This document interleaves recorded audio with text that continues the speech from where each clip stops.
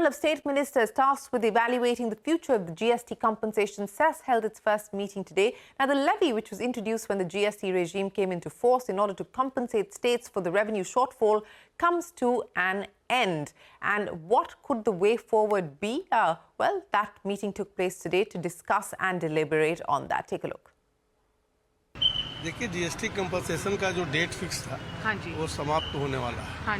उसकी विचार करना था कि उसके आगे फिर क्या करना है। सभी स्टेट के लोगों ने अपने अपने विचार को रखे हैं।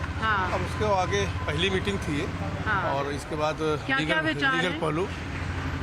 अब विचार मीटिंग की बात नहीं सर, फिर भी स्टेट्स का क्या अलग-अलग विचार है, अपने अपने विचार है। Well, that was the Union Minister of State Pankaj Chaudhary post the GST meeting on compensation Cess. Sources tell CNBC-TV18 all states in favour of subsuming the Cess with GST rates. Timsy standing by now to take us through the details. Timsy, well, options on the table. Take us through what is being discussed. Nobody wants to give up revenue, so what could the way forward be?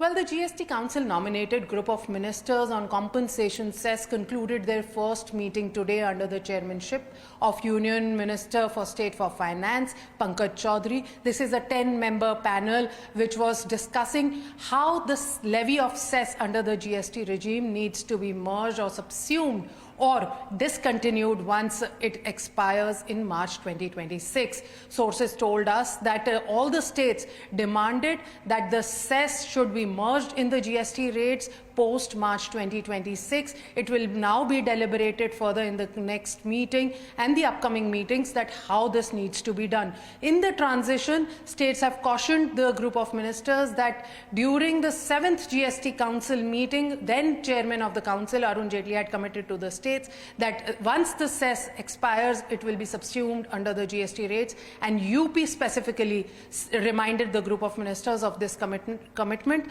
and wanted the group of ministers and the Council to honour it. Also, states suggested that no new goods should be added under the Cess category or the category of sin goods and demerit goods on which Cess is currently being levied. States also suggested that Cess should be subsumed in the GST rates so that the collections are equally divided in the future also between the states and the centre, which is going to help states recover their revenue position.